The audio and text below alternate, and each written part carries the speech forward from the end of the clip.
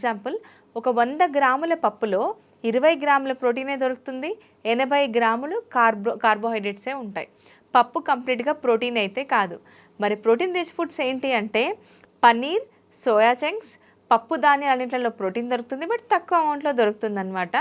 Chicken breast use చేయొచ్చు, eggs తీసుకోవచ్చు, అలాగే తోఫు అంటే సాయ్ బేస్డ్ తోఫు ఉంటుంది, తోఫు కూడా తీసుకోవచ్చు అనమాట.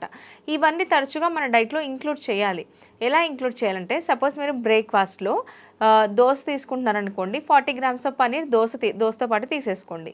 లంచ్లో పప్పు ఖచ్చితంగా పెట్టుకోండి. పప్పు కుక్ చేయలేదనుకోండి, నైటే పెసళ్ళు కానీ శనగలు కానీ కిడ్నీ బీన్స్ కానీ ఏవైనా ఒకటి 40 గ్రామ్స్ నానబెడితే మధ్యాహ్నం వరకు నానిపోతాయి.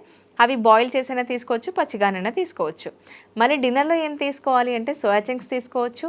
థైరాయిడ్ ఉన్న వాళ్ళు సోయా చంక్స్ అవాయిడ్ చేసేసి మీరు ఏం చేస్తారంటే పన్నీర్ అయినా తీసుకోండి, లేకపోతే చికెన్ బ్రెస్ట్ అయినా తీసుకోవచ్చు, ఎగ్స్ అయినా తీసుకోవచ్చు.